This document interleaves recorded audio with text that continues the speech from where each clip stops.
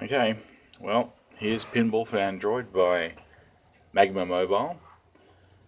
The game itself is, well, I'll just let you see for yourself.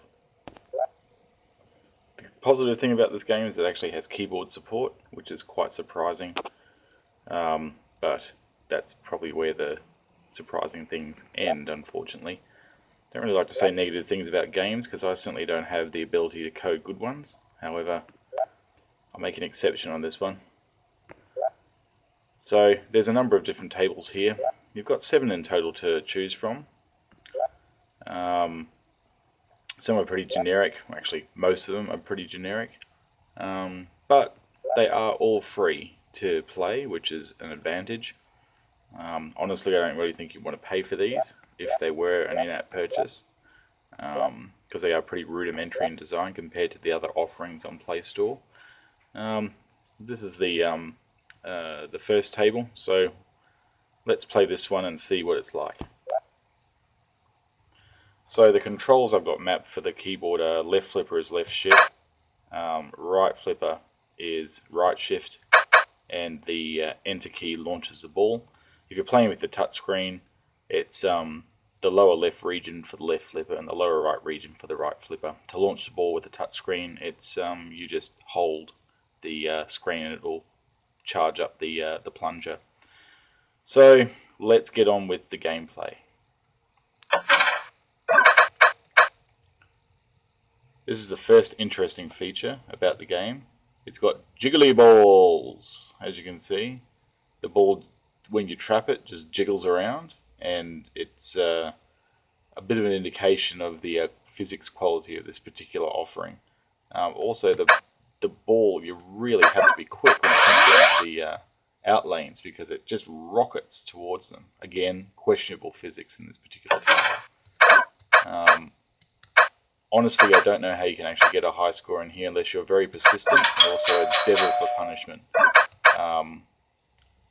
So it's some nice jiggly balls again. We all like jiggly balls. So the awesome sound effects are limited to MIDI sound effects, as you can hear, and 50s and 60s electromechanical bloop bloop bloops and bleep bleep bleeps on this table. And it's over, thank goodness for that. Right.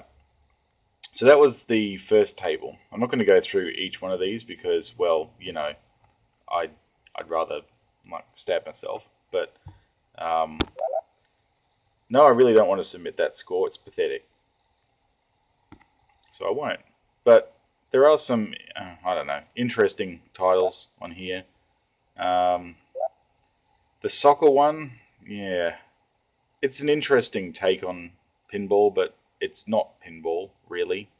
Yeah, you know, there's AG Soccer Ball, and there's, you know, this is a little bit like Joust Pinball and AG Soccer Ball, but it's definitely not like those two as well. Like, it's pretty crude in the way it's implemented, but, you know, it's different.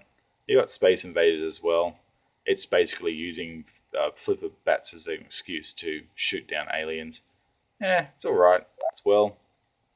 I really couldn't get Android Land at all. It's hard to work out what you're supposed to do on these tables because they're very basic in design. They're almost like an EM layout on a lot of these tables. They're very basic, but I think I'd rather actually just be playing EMs, to be perfectly honest.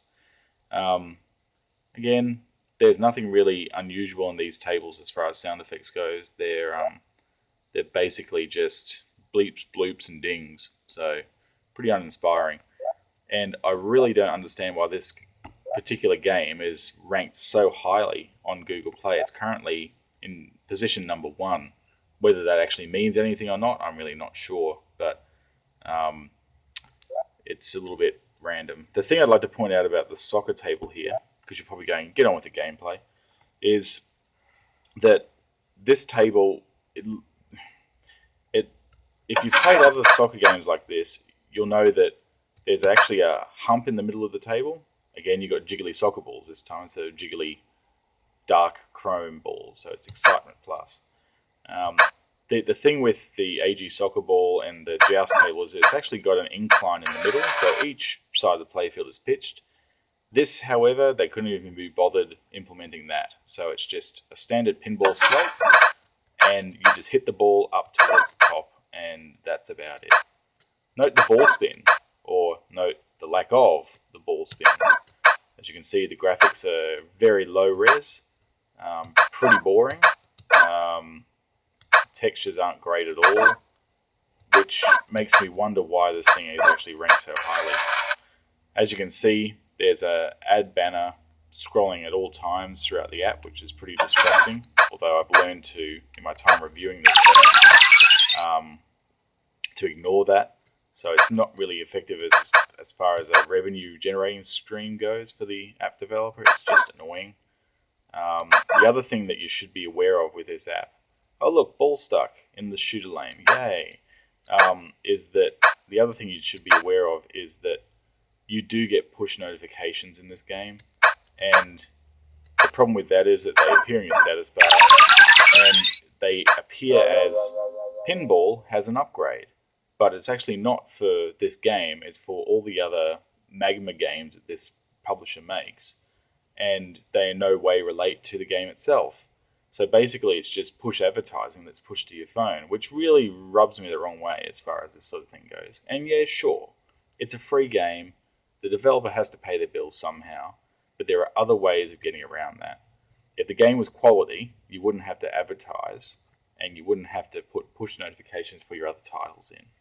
I'm just saying. So anyhow, that's Pinball. As you can see, I wouldn't really waste the bandwidth trying to download this one. It's pretty average.